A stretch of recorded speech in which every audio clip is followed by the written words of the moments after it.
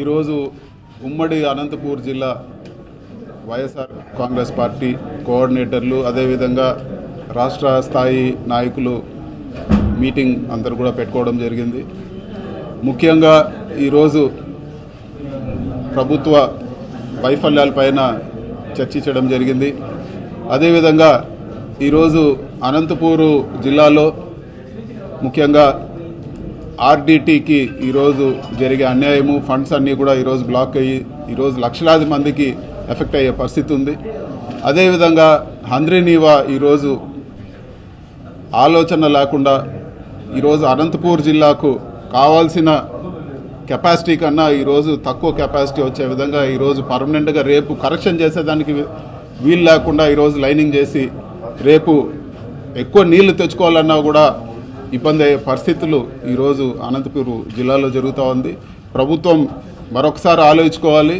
ఇది వరకు గత ప్రభుత్వంలో ఎంతైతే వాటర్ అలాట్మెంట్ జరిగిందో దానికి అనుగుణంగా ఈరోజు పనులు జరగాలని చెప్పి కూడా వైఎస్ఆర్ కాంగ్రెస్ పార్టీ డిమాండ్ చేస్తూ ఉంది.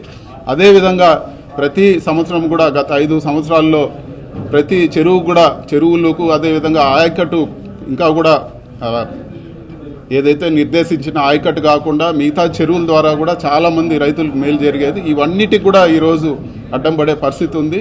వీటన్నిటిపైన కూడా ప్రభుత్వం స్పందించాలని చెప్పి కూడా మేము కోరుతున్నాం. అదేవిధంగా వైఎస్ఆర్ కాంగ్రెస్ పార్టీ 14 నియోజకవర్గాల్లో కూడా ఈ డిమాండ్ ప్రజల్లోకి అర్థమయ్యే విధంగా ప్రభుత్వాన్ని ప్రశ్నిస్తాము.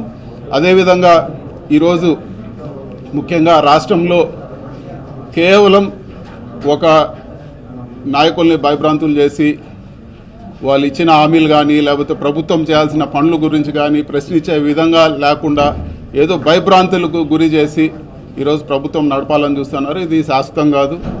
ఎక్కడ కూడా విపరీతమైన అరాచక పాలన జరిపినప్పుడు ఖచ్చితంగా ప్రజల్లో నుంచి ఒక రెవల్యూషన్ వస్తుంది.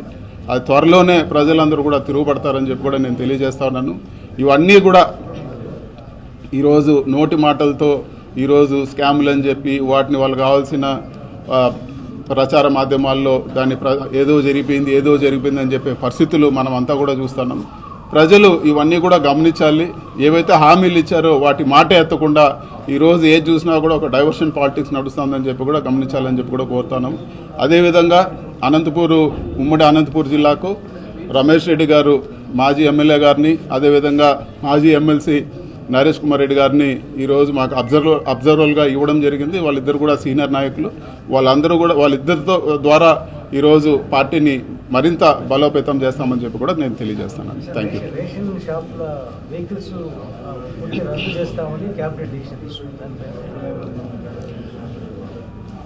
జగన్మోహన్ రెడ్డి గారు ఏవైతే ఒక ప్రజలకు ఇబ్బంది లేకుండా ప్రజల కోసం ఆయన పాదయాత్రలు చేసి తీసుకున్న ఆలోచన పరంగా ఏవైతే చేశారో ఈరోజు రేషన్ షాపులు కానీ అదేవిధంగా మెడికల్ కాలేజీలు కానీ అదేవిధంగా ఇంకా కూడా ఈరోజు ఒక వాలంటీర్ నెట్వర్క్ ద్వారా ప్రజలకు ఇబ్బంది లేకుండా స్కీమ్లన్నీ ఇవ్వడం కానీ ఇవన్నీ కూడా చూసాము.